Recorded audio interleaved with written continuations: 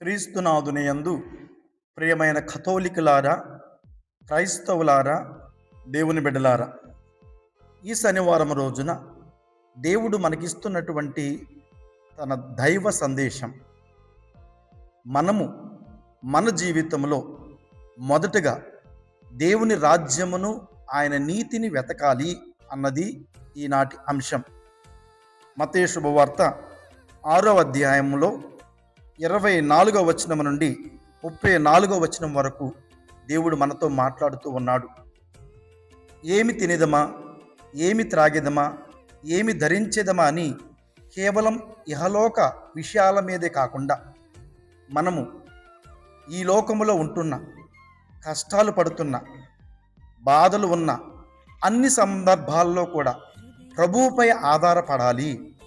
ఖచ్చితంగా ప్రతి ఒక్కరి జీవితంలో కష్టాలు ఉంటాయి, కానీ కంగారు పడకూడదు.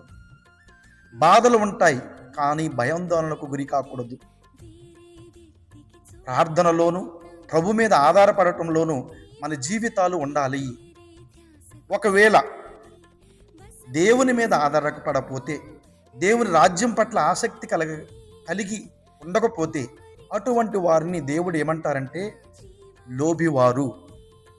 లూకా శుభవార్తలో ప్రభు 12వ అధ్యాయంలో ఈ లోబివాని ఉపమానము ద్వారా మనము దేవునిపై ఎందుకు ఆధారపడాలో, మొదటిగా దేవుని రాజ్యమును ఎందుకు వెతకాలో ప్రభువు కొంచెం విశదీకరిస్తూ ఉన్నారు.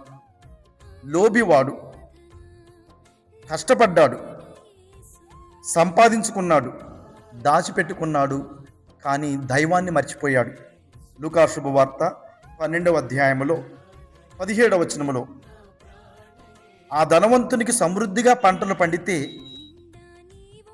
18వ వచనంలో చెబుతూ ఉన్నాడు, నా కొట్లు పడగొట్టించి పెద్దవిగా చేసుకునేదను, నా ధాన్యమును సరుకులను అన్నిటిని భద్రపరుచుకుందెను, నా ప్రాణమా తినుము సుఖించుము, నీకు అనేక సంవత్సరాల వరకు సరిపడ సంపదలు ఉన్నాయి అని ఇహలోక సంపదలలో మునిగిపోయి ఉన్నాడు. ఇహలోక కష్ట సుఖాలలోనే తేలియాడుతూ ఉన్నాడు.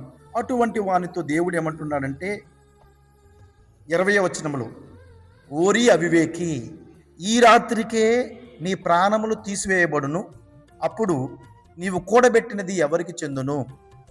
ఖచ్చితంగా కష్టపడాలి, కూడబెట్టుకోవాలి, సంపాదించుకోవాలి. పిల్లల భవిష్యత్తు కోసం, కుటుంబ క్షేమం కోసం మనము ప్రణాళికలు వేసుకోవాలి. కానీ ప్రభుని మర్చిపోకూడదు. సమస్తమును అనుగ్రహించేటటువంటి దేవుని మీద ఆధారపడాలి. అదే ప్రభు చెబుతున్నారు, మొదటిగా దేవుని రాజ్యమును వెతకండి, ఆయన నీతిలో నడవండి, అప్పుడు మిగతావన్నీ కూడా సమకూర్చబడును. ఒకవేళ అన్నీ ఉన్నా కానీ దైవరాజ్యం మీద గురి లేకపోయినా, నీతి యందు నడక లేకపోయినా జీవితంలో మిగిలేది ఆందోళనే. ప్రభు స్పష్టం చేస్తూ ఉన్నారు ఈనాటి సువిశేషంలో. మత్తయి శుభవార్త 6వ అధ్యాయం 27వ వచనంలో, మీలో ఎవరైనా ఆందోళనతో ఆయుస్సును పెంపొందింప చేసుకోగలరా? కాదు కదా. ఆందోళన వద్దు, దేవునిపై ఆధారపడటమే ముద్దు. అదే పరలోక రాజ్యం మీద ఇష్టత, నీతి యందు నడక. అదే ఈరోజు దేవుడు మనతో మాట్లాడుతున్న తన దైవ సందేశం. విన్న వాక్యాన్ని బట్టి దేవుడు మనందరినీ దీవించునుగాక. ఆమేన్.